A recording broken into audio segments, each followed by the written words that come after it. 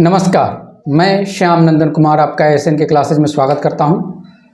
आज हम लोग पढ़ने वाले हैं भारत की राज्य व्यवस्था। उसके अंतर्गत हम लोग पढ़ रहे हैं संविधान का निर्माण और यह हमारा 17वां लेक्चर है।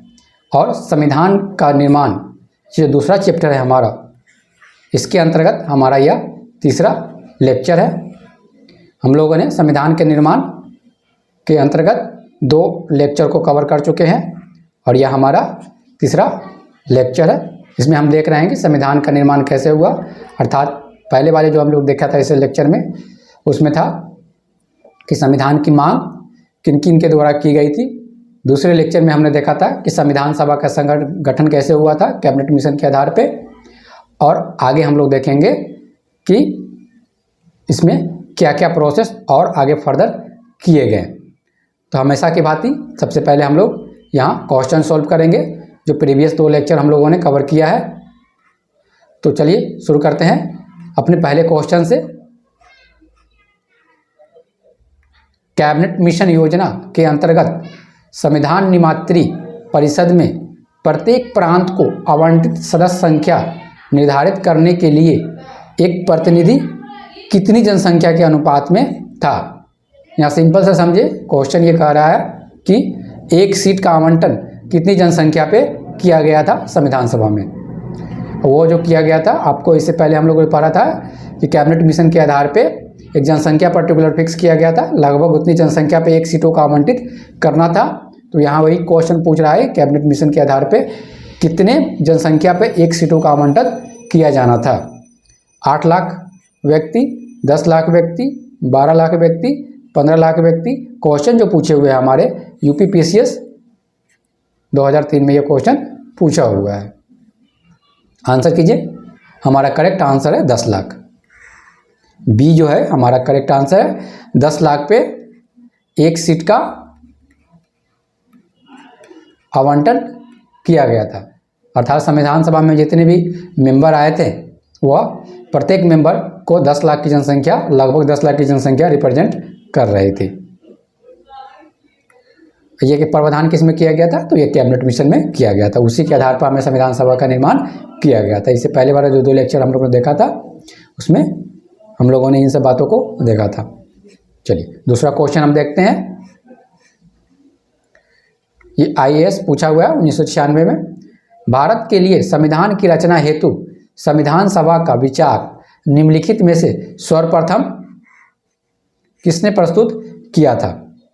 स्वराज पार्टी 1934 में, कांग्रेस पार्टी 1936 में, मुस्लिम लीग 1942 में, सर्वदलीय सम्मेलन 1946 में। सर्वप्रथम किसने प्रस्तुत किया था। आंसर कीजिए। हमारा करेक्ट आंसर है स्वराज पार्टी।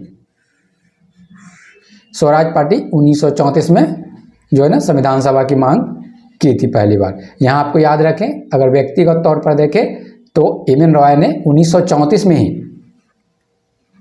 1934 में एम.एन. रॉय ने ही व्यक्तिगत तौर पे सर्वप्रथम जो है मांग किए थे। तो हालांकि यहाँ एम.एन. रॉय नहीं दिया हुआ है, ठीक, लेकिन संगठन के रूप में देखें तो 1934 में ही दोनों मांग है ना। एज संगठन के रूप में देखें तो स्वराज पार्टी ने मांग की थी। स्वराज पार्टी ने भी 1934 में ही मांग की थी, लेकिन व्यक्तिगत तौर पर देखें 1934 में तो किसने मांग किया था। एम.एन. रॉय ने 1934 में संविधान सभा की सर्वप्रथम मांग की थी औपचारिक रूप से। अनौपचारिक रूप से देखें इससे पहले तो गांधी जी, मोतीलाल नेहरू ने लोगों ने भी क्या किया था, संविधान सभा की मांग की थी। तो यहाँ हमारा करेक्ट आंसर है ऑप्शन के अनुसार, क्योंकि ये सारे संगठन के नाम दे रखे हैं, ठीक। तो यहाँ हमारा हो जाएगा स्वराज पार्टी। अगर यहाँ स्वराज पार्टी नहीं होता, एम.एन. रॉय होते, तो आंसर हमारा एम.एन. रॉय होता। चलिए अब हम आज पढ़ने वाले हैं आगे। इससे पहले हम लोगों ने क्या देखा था, संविधान सभा की मांग, उसके बाद संविधान सभा का गठन कैबिनेट मिशन के आधार पर कैसे हुआ, क्या क्या प्रावधान थे उसको देखा था। अब हम लोग देखेंगे कि अब तो संविधान का निर्माण हो गया, संविधान सभा का निर्माण हो गया। अब हम लोग देखे हैं कि संविधान सभा कब बैठक हुई, क्या क्या इनिशिएटिव लिए उन्होंने, उसको आगे हम लोग इस लेक्चर में कवर करेंगे। चलिए, संविधान सभा की बैठक के अंतर्गत हम लोग देखते हैं कि संविधान सभा का गठन जो हुआ था वह हुआ था, ये काफ़ी इम्पोर्टेंट डेट है, फैक्ट भी है, लेकिन एग्जाम में आते हैं इसलिए आपको कुछ फैक्ट याद रखने हैं। तो गठन जो हुआ था वह हुआ था 6 दिसंबर 1946 को संविधान सभा का गठन हुआ था, लेकिन उनकी बैठक जो हुई थी वो 9 दिसंबर 1946 को हुई, अर्थात 3 दिन बाद। 3 दिन बाद देखें, 6 दिसंबर को तो उनका क्या हो गया, गठन हो गया, स्थापना हो गया। उसके बाद 9 दिसंबर को जो क्या हुआ कि सारे लोग संविधान सभा में बैठे थे, पहली बैठक हुई थी उनकी। ठीक, 9 दिसंबर को उनकी पहली बैठक हुई थी। इस बैठक में टोटल जो है केवल 211 लोगों ने ही भाग लिया था। कितने? 211 लोगों ने ही भाग लिया था। हमने इससे पहले वाले वीडियो में देखा था कि टोटल सीट आवंटित हुए थे कितने? 389। ठीक, जिसमें से हम लोगों ने देखा था 296 प्रांतीय को मिला था, अर्थात वहाँ पे जहाँ पे डायरेक्ट कंट्रोल था ब्रिटिश गवर्नमेंट का, उनको मिला था 296 सीटें। और देखें तो 93 सीटें थी वो मिला था देसी रियायतों को। यहाँ 296 सीटें पे बजाबते इलेक्शन होने थे, और यह 93 सीटों पे यहाँ के जो राजा महाराजा हुआ करते थे उनको अपने अनुसार जो अच्छा लगे वहाँ से चूज करके भेजना था संविधान सभा में। तो इससे पहले वाले वीडियो में हम लोगों ने इसे काफ़ी डिटेल में पढ़ा था, लेकिन हम लोग यहाँ देख रहे हैं कि केवल पहली जो बैठक हुई थी उसमें केवल कितने? 211 लोगों ने भाग लिया था। अप्रॉक्स आप देखें तो 150 से ऊपर लोगों ने संविधान सभा में भाग नहीं लिया था। क्यों भाग नहीं लिया था? पहली, मुस्लिम लीग जो थे वो मुस्लिम लोग इसलिए भाग नहीं लिए, क्यों? उनको पाकिस्तान की मांग कर रहे थे। और आपको एक चीज़ याद रखना है कि संविधान सभा में कैबिनेट मिशन में विभाजन की बात नहीं की गई थी। विभाजन की बात आगे चल के जब चलते हैं हम लोग, तो हम लोग देखते हैं कि विभाजन की बात आगे जब आते हैं, तो संविधान सभा जब बन गई उसके बाद प्रस्ताव आया, उसके बाद हम देखते हैं कि सब विभाजन की बात की गई। वो आगे हम लोग इसमें पढ़ेंगे कि विभाजन की बात कब की गई। अभी तक इसमें देखें कि विभाजन की बात नहीं हुई थी।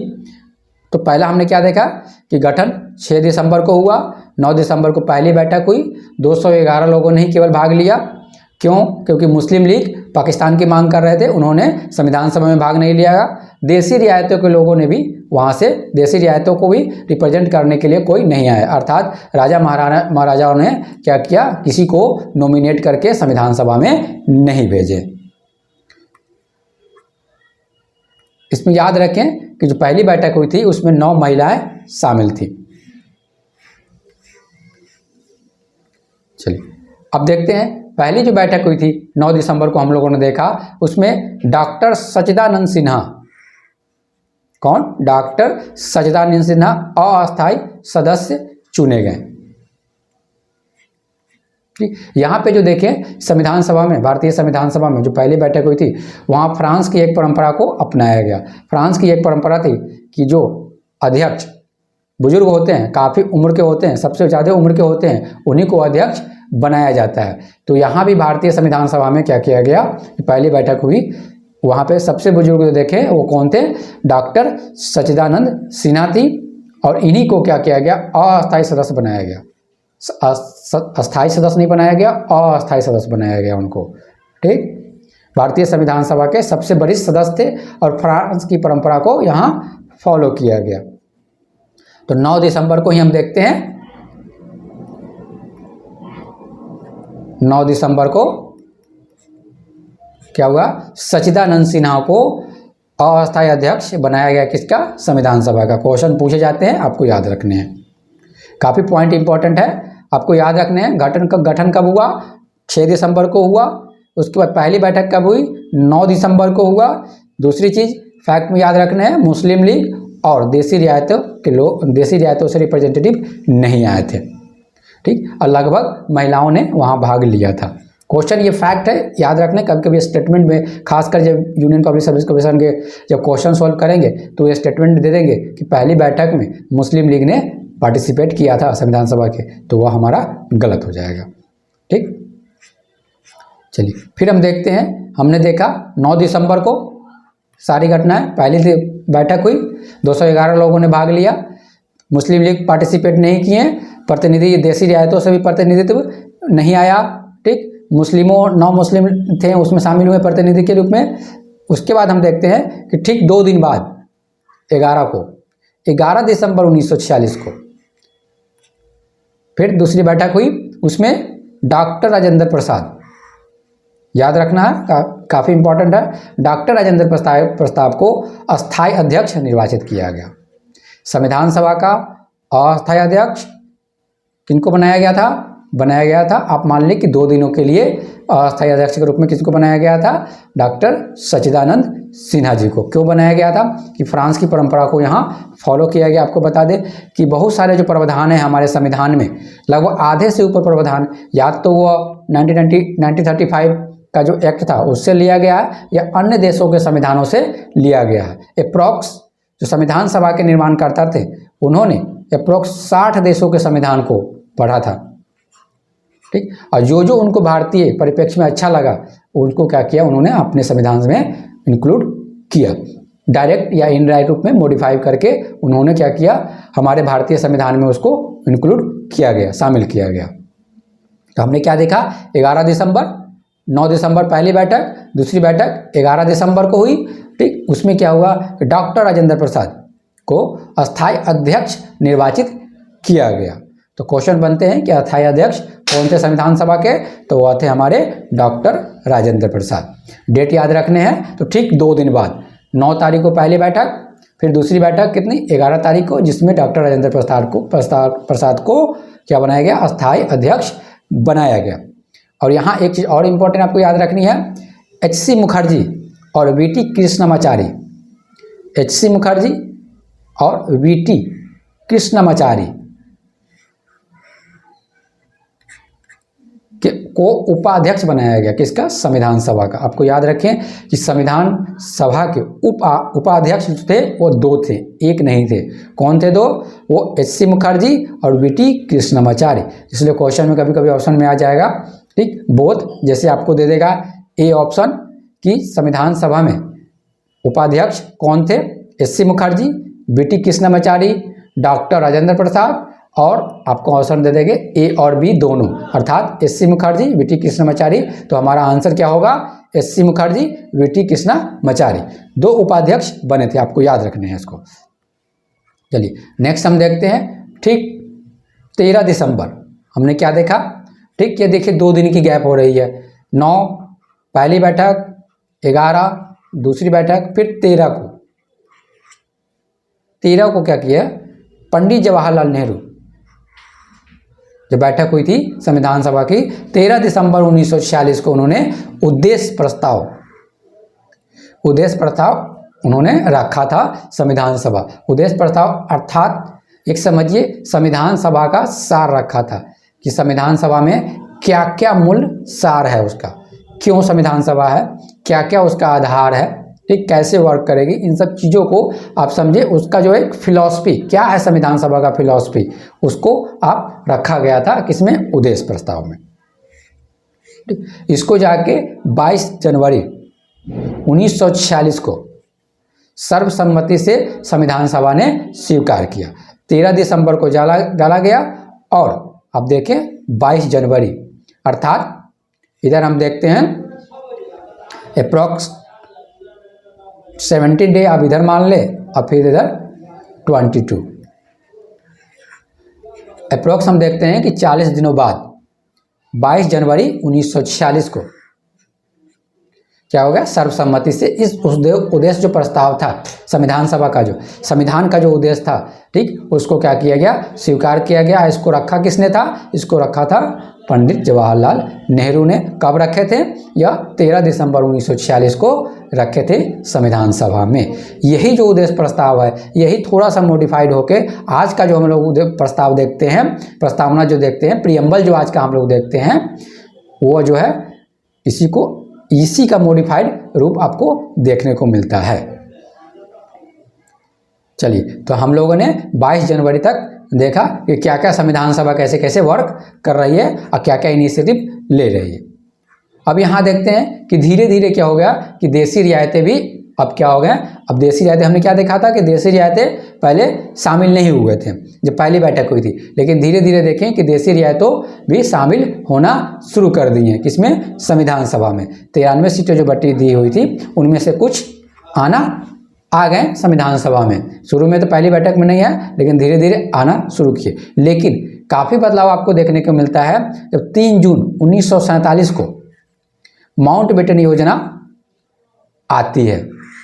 जब माउंटबेटन योजना जो घोषित होता है तो देखते हैं लगभग सारी देशी रियायतें और मुस्लिम लीग संविधान सभा में शामिल हो जाते हैं। देश मुस्लिम लोग इसलिए शामिल हो जाते हैं कि माउंटबेटन योजना में ही भारत के विभाजन का प्रावधान किया गया था। तो मुस्लिम लोग जो मांग कर रहे थे, मुस्लिम लीग जो मांग कर रहे थे, उनकी मांग तो पूर्ति हो गई, तो उनके अब क्या हो गया कि उन्होंने संविधान सभा में आ गए, शामिल हो गए, अर्थात रिप्रेजेंट करने लगे। और देशी रियायतें जो छूट गए थे, ठीक, वो भी संविधान सभा में आ गए। वो कब? 13 जून 1947 से पहले मुस्लिम लीग नहीं आया था, लेकिन जब घोषणा हो गई 13 जून माउंटबेटन योजना की तो मुस्लिम लीग आ गए। ठीक, 13 जून 1947 से देखें तो कुछ देशी रियायतें आई थी, लेकिन 3 जून 1947 के बाद देशी रियायतों की मतलब सारे जितने बचे थे सब आ गए उसके बाद। ठीक है ना, कुछ 3 जून से पहले आए थे, लेकिन 1947 के बाद फिर आ गए सारे के सारे। चलिए तो हम लोग देखते हैं नेक्स्ट। अभी तक हम लोगों ने देखा था कि संविधान सभा में पूरी जो घटना अभी घटी गई वो सारे जो क्या थे, कैबिनेट मिशन के आधार पे हो रही थी सारी चीज़ें। फिर हम देखते हैं कि माउंटबेटन योजना आता है। माउंटबेटन योजना में विभाजन की बात की गई। अब माउंटबेटन योजना को ही जब क्या किया गया, लीगल आपको कह दें कि जब सम्राट का वहाँ से सिग्नेचर हो गया या स्वीकार कर लिया गया उसको, जब वो एक्ट बन गया तो वही एक्ट कहलाया, हमारा माउंटबेटन योजना एक्ट ही कहलाया भारतीय स्वतंत्रता अधिनियम 1947। ठीक है ना, हम यूँ बोले कि माउंटबेटन योजना ही था भारतीय स्वतंत्रता अधिनियम 1947। ठीक, तो आपको याद रखना है, दोनों में कन्फ्यूज नहीं होना है। माउंटबेटन योजना में आपको एक महत्वपूर्ण याद रखना है कि भारत के विभाजन की बात की गई थी। अब उसी को पहले तो ये योजना बनाया गया था माउंटबेटन के द्वारा। ठीक, जब योजना को एक लीगल रूप दे दिया गया, जैसे आज के दिन में क्या होता है, पहले बिल बनते हैं, हमारे जब प्रेसिडेंट उस पर सिग्नेचर कर देते हैं तो क्या हो जाता है, वो एक्ट में कन्वर्ट हो जाता है। उसी तरह सेम देखें तो माउंटबेटन योजना आई, फिर ब्रिटिश की संसद ने वहाँ पारित किया, फिर ब्रिटिश सम्राट वहाँ पे सिग्नेचर करते हैं। अब वो जो हो गया माउंटबेटन योजना, अब उसका क्या कहा जाने लगा, अब वो कहा जाने लगा भारतीय स्वतंत्रता अधिनियम 1947। अब जो ये भारतीय स्वतंत्रता अधिनियम 1947 आया तो इन्होंने 3 परिवर्तन किए, संविधान सभा में 3 परिवर्तन किए, अर्थात आप बोले संविधान सभा में 3 तरह के चेंजेज आई।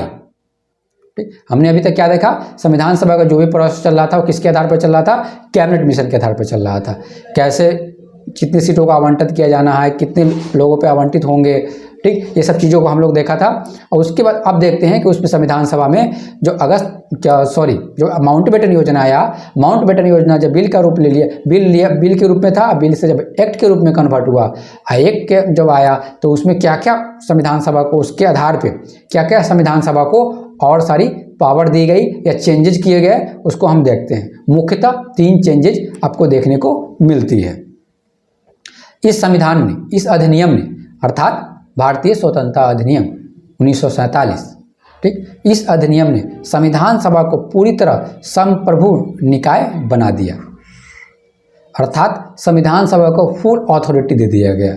ठीक, अब वो चाहे तो जो प्रीवियस के जितने भी एक्ट है उसको चाहे तो वो समाप्त कर सकती है, उसको मॉडिफाई कर सकती है। ब्रिटिश का कोई भी एक्ट है उसको मान सकती है या नहीं मान सकती है, स्वीकार कर सकती है, अस्वीकार कर सकती है। मतलब कंप्लीट अथॉरिटी दिया गया कि वो जैसे चाहे वैसे अपने बना सकते हैं एक्ट को और लागू कर सकते हैं। ठीक, तो ये संपूर्ण अधिकार किसको दे दिया गया, संविधान सभा को दे दिया गया। दूसरा अधिनियम दिया गया, दूसरा पावर दिया गया उनको, या दूसरा चेंजेज किया गया संविधान सभा में, उनमें किया गया इस अधिनियम द्वारा संविधान सभा एक विधायिका भी बन गई। विधायिका अर्थात लॉ मेकिंग बॉडी भी बन गई।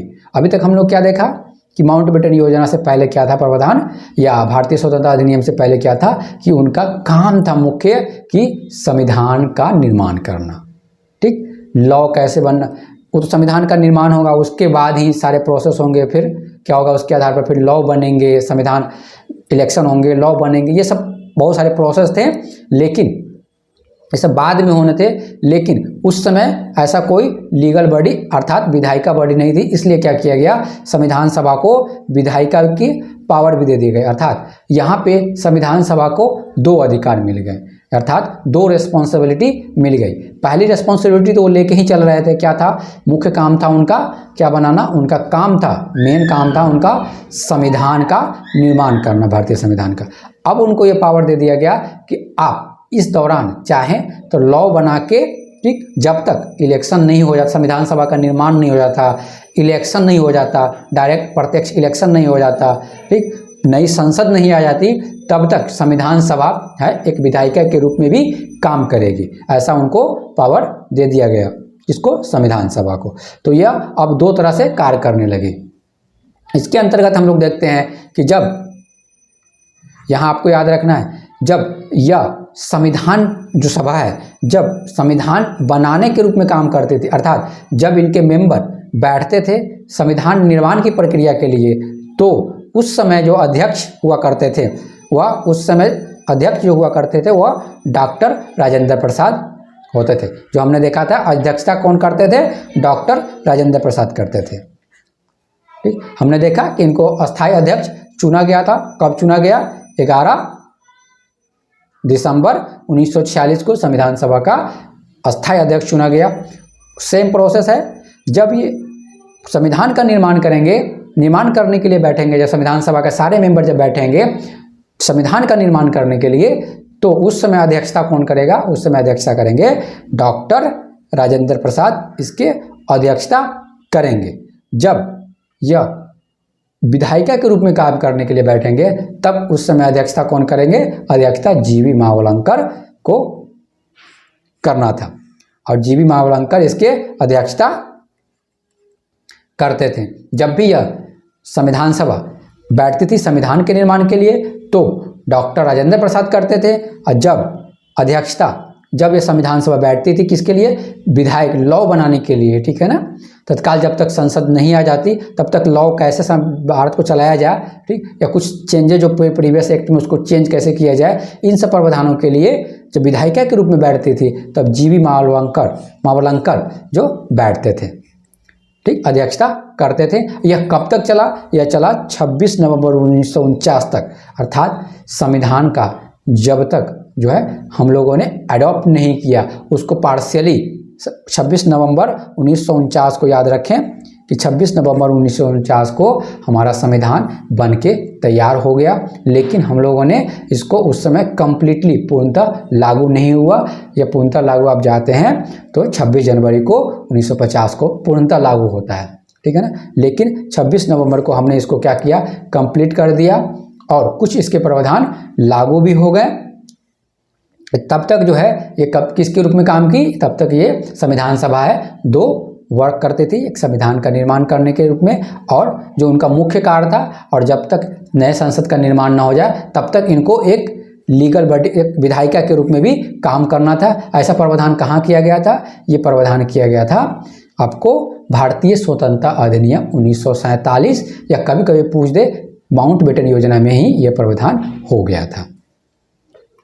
चलिए आगे हम देखते हैं तीसरा जो मुख्य परिवर्तन किया गया।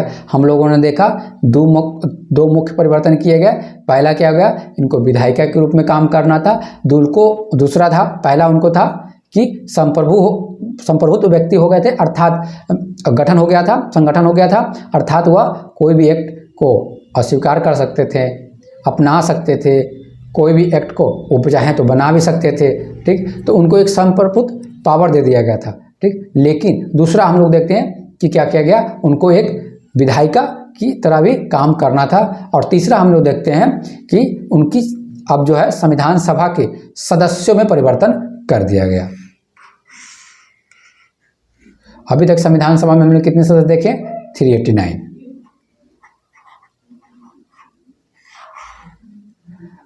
389 देखा। अब 389 को हम लोगों ने देखा कि यह संविधान सभा 389 मेंबर के साथ संविधान सभा है, बैठ रही है, अपने काम कर रही है। लेकिन माउंटबेटन योजना में विभाजन का प्रावधान कर दिया गया था।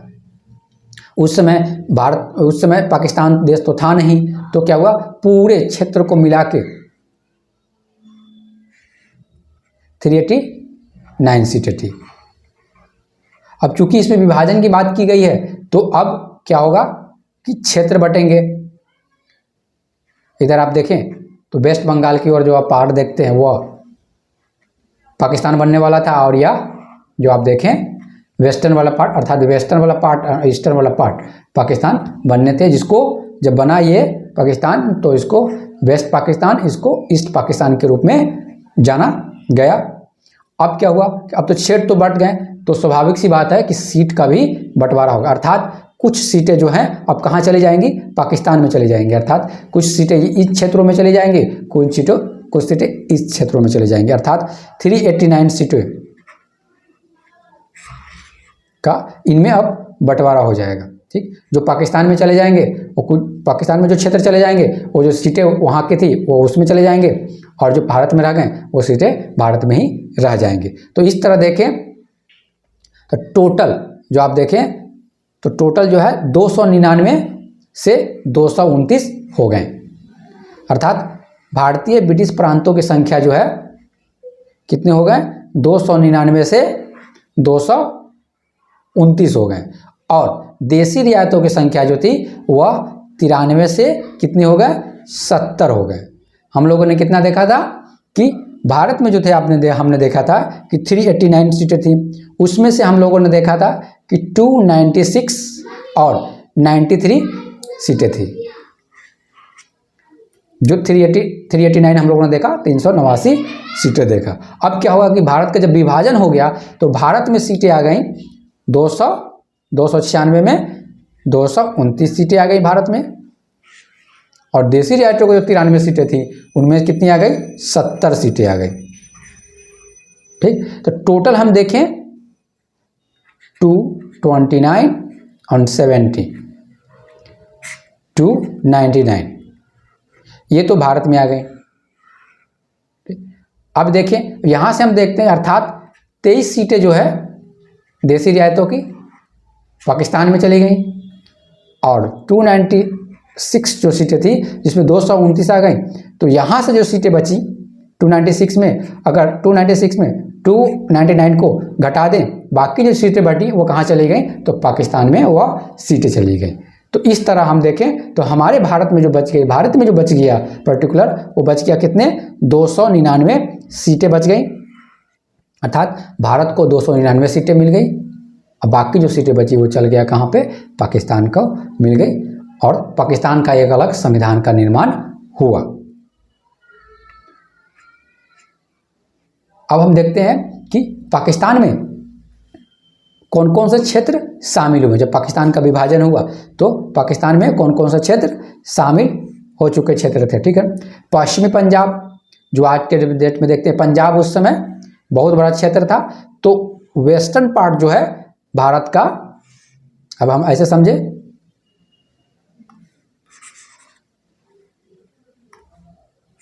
सपोज करें ये भारत है, एक रफली आपको समझने के लिए बताते हैं, और ये वेस्टर्न पार्ट है।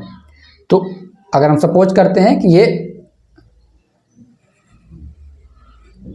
पंजाब है, तो वेस्टर्न पार्ट जो है ये चला गया पाकिस्तान में, और ईस्टर्न पार्ट जो चला गया वो चला गया कहाँ पे, ये चला गया हमारा इंडिया में आ गया। उसी तरह अब ईस्टर्न पार्ट जो असम वाला पार्ट अब देखते हैं, अर्थात पश्चिम बंगाल का जो पार्ट देखते हैं, और असम का कुछ सिलहट वाला क्षेत्र जो देखते हैं, ये क्षेत्र मिलके क्या हो गया कि ईस्टर्न जो पार्ट था, इसका जो वेस्टर्न पार्ट था वो चला गया इंडिया में, और ईस्टर्न पार्ट जो है वो चला गया पाकिस्तान में, और वेस्टर्न पार्ट जो है, वेस्ट वाला जो पार्ट हो गया, ये चला गया भारत में। अर्थात आप देखें तो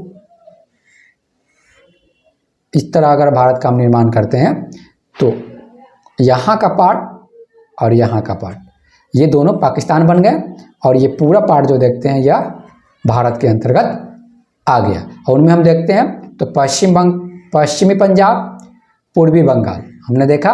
तो पश्चिमी पंजाब ये हो गया, अब पूर्वी बंगाल की बात कर रहा है तो पूर्वी बंगाल ये हो गया। उत्तर पश्चिमी सीमांत प्रांत, ये जो देखें उत्तर पश्चिमी सीमांत प्रांत ऊपर हो गया, यहाँ हो गया। उसके बाद सिंध, बलूचिस्तान, ये सारे जो पार्ट आप देख रहे हैं, पश्चिमी पंजाब, उत्तरी पश्चिमी सीमांत प्रांत, सिंध, बलूचिस्तान, ये सारे वेस्टर्न पार्ट में हैं भारत के, जो है ये वेस्टर्न पार्ट में है। ठीक, उसके बाद असम का सिलहट, अब पश्चिमी पंजाब, असम का सिलहट और पश्चिमी पंजाब को जो मिला के वो बनाया गया, क्या बनाया गया, वो बना ईस्ट पाकिस्तान बना। और पूर्वी और पश्चिमी पंजाब, उत्तर पश्चिमी सीमांत प्रांत, सिंध, बलूचिस्तान को मिला के जो बना वो क्या बना, वो बना पूर्वी पाकिस्तान, पश्चिमी पाकिस्तान बना। तो इस तरह भारत का विभाजन हुआ। सीटों को हमने देखा कि 389 में 389 टोटल था। विभाजन जो हुआ, विभाजन याद रखना है, काफ़ी इंपॉर्टेंट है। विभाजन किसके आधार पे हुआ, तो माउंटबेटन योजना के आधार पे। क्वेश्चन काफ़ी पूछते हैं कि कैबिनेट मिशन के आधार पे जो है भारत का विभाजन हुआ, जो गलत है हमारा, ठीक है ना, गलत हो जाएगा, इसलिए याद रखें माउंटबेटन योजना के आधार पे जो है भारत का विभाजन हुआ, या भारतीय स्वतंत्रता अधिनियम 1947 के आधार पर भारत का विभाजन हुआ। ठीक, लेकिन संविधान सभा का जो गठन हुआ वो कैबिनेट मिशन के आधार पे हुआ। तो हम लोग यहाँ क्या देखा, 389 सीटें जो दी गई थी जब माउंटबेटन योजना के बाद जब विभाजन हुआ, तो 299 सीटें आ गई कहाँ पे, भारत को आ गई। बाकी जो सीटें बची वो चले गई कहाँ, पाकिस्तान में चले गए, जिनमें ये 299 सीटों में हम लोग देखते हैं कि इसमें देसी रियायतों का सीटें भी थी और जो है ब्रिटिश प्रांतों की सीटें थी। उसी तरह आप देखें जो बाकी सीट बचे वो भी आप देखेंगे तो देसी पाकिस्तान के जो कुछ देसी रियायती की सीटें थी और पाकिस्तान में ब्रिटिश प्रांतों की भी सीटें थी। और संविधान का जो है आप देखते हैं माउंटबेटन योजना के बाद जो है पाकिस्तान के अलग संविधान का निर्माण किया गया, संविधान सभा का निर्माण किया गया और वह फिर वो अलग से संविधान बनाना अपना वो शुरू किए। ठीक है, तो इस तरह हम लोगों ने आज इसको कवर किया। तो इस तरह हम लोगों ने क्या देखा, संविधान सभा के पहले लेक्चर में इसके अंतर संविधान की मांग के अंतर्गत, संविधान के निर्माण के अंतर्गत हम लोगों ने देखा, पहला जो लेक्चर था हमारा हुआ था किस पे, संविधान की मांग, अर्थात किन किन लोगों ने संविधान की मांग की। दूसरा हम लोगों ने देखा था, दूसरे लेक्चर में हम लोग देखा था कि कैबिनेट मिशन के आधार पर संविधान सभा का गठन कैसे किया गया।